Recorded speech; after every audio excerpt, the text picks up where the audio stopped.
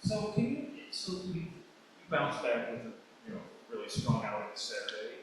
Just how I guess when you're a goalie, you have an outing that maybe wasn't what you wanted. How important was that to come back right away like that, less than a day later, and give it that again? Yeah, I remember my dad told me when I was younger. We used to watch a lot of hockey, and we always liked watching Henrik Lundqvist after a bad game because he always stood on his head the game after. It was either a shutout or an unbelievable performance. So that was something noticeable, like in my childhood, that I noticed from him, and ever since I just try to do that. It's kind of the motto after a bad game. Great opportunity to shut the door. Like, don't string two bad games in a row. Just have a dominant performance. So that was kind of the mindset. Like, it was great that coach put me back in for the second one back to back. I could flip the page on that game quick and do whatever I can to try to help the boys get the win. So I mean, it helps that the guys put in 8. I definitely did not do that myself. That was an unbelievable weekend by the boys. Even the first game, really strong performance, I think, by the team. Second game too, it was a great team effort. I think we're getting better as the season goes, and these games are to get ready for playoffs. So these games don't matter because we clinch, but they almost matter more because we're coming up to the biggest time of the year. Standings is still up for grabs, and these games are really important to get where you want to be going into playoffs. Get hot, continue our hot streak, because the team that's going to win is the team that's hot. So yeah, I think there are a lot of teams in this league that could win playoffs. So these games coming up right now are really important. How quickly are you able? Have you adjusted from Northeastern to here, putting a bad game aside, or is it something that like did it used to eat at you and then you're just kind of like whatever? As soon as the game's over, it's forgotten. Move on next, or have you altered the way that you've processed tough starts? I think I do a good job at taking a lesson out of them. I think the bad games are the ones that you could learn from. So, I go back to my journal. I journal the game and just try to get down like moral of the story type of thing. So, it happened for a reason. Just try to take something out of it rather than, try to get the emotions out of it.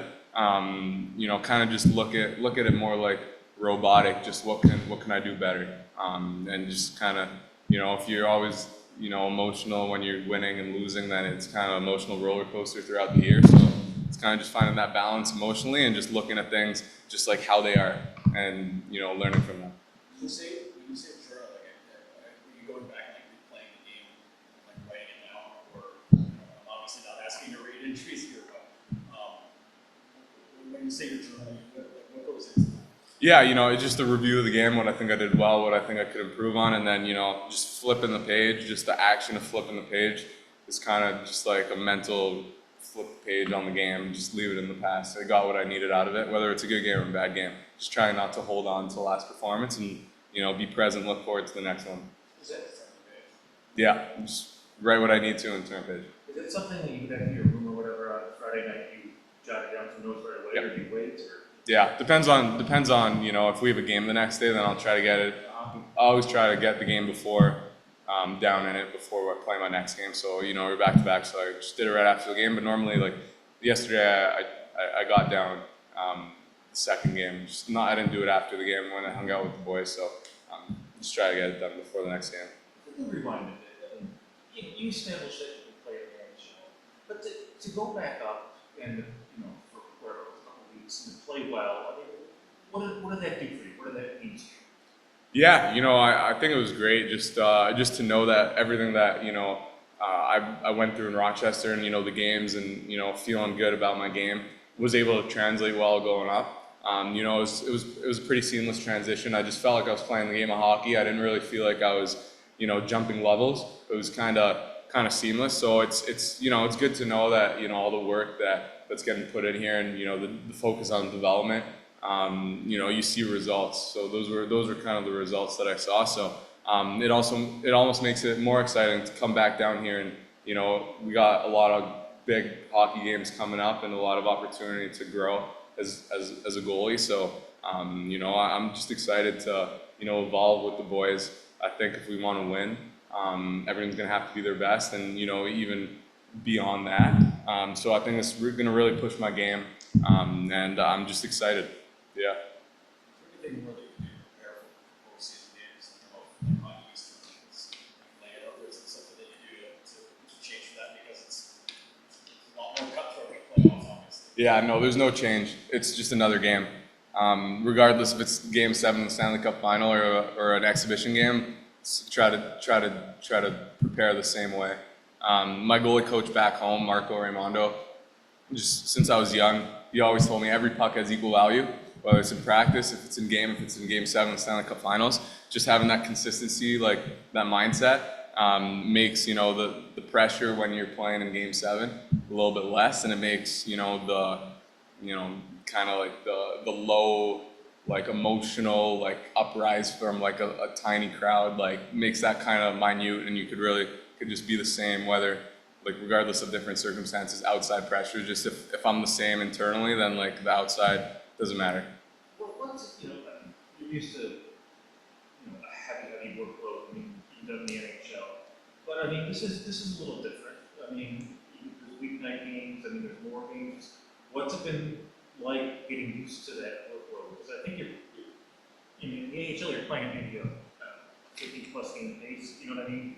Getting 2 out of 3. Like, what's it been like learning that kind of like rhythm and all that? Yeah, it's been great. I think that changes my preparation a little bit. Managing my energy levels. I think that in college with 30 games rather than however many I'm playing, you have an opportunity to prepare all week for those 2 weekend games. So you could almost treat them like playoff games and really get like dialed in and just like really excited for the game. But as we play and as like I get more starts, it's a little bit more taxing. So to be able to take a step back and kind of be able to play well and perform without that need to bring yourself to like a really high level emotionally. That's kind of what I learned this year, and I think it was a pretty valuable lesson. I know you appreciate your experiences. Just what's been like, last couple months here. Just like you went to New England and you might have played in a couple of rinks for the first time. Have you ever played at Providence before? Oh, you had? Not Bruins rink, but Providence College, different rink, yeah, but of course. But what's it like? Just these new experiences for you. Just they're you haven't great. been too much into it. Yeah, every rink is just it's cool. It's another cool experience. A different type of crowd, different type of game. I think you get Belleville and their rink versus our rink, and they play pretty much like the same game, but there's different disparities between their game depending on their rink. Some teams have like Providence, like their crowd was roaring and they were just like run and gun, and I mean we never played them here, but it's cool to get different types of games depending on where you are. So I think it's great. Like there's a lot of cool experiences that I've seen this year. Like some cool crowds, some crowds where there's almost no one, and just being able to kind of be consistent with your play and your mindset in those different situations is an important thing moving forward. So that's kind of just a little bit of my mindset when we're traveling a lot. It's a tougher place, Montreal. Those were both really cool.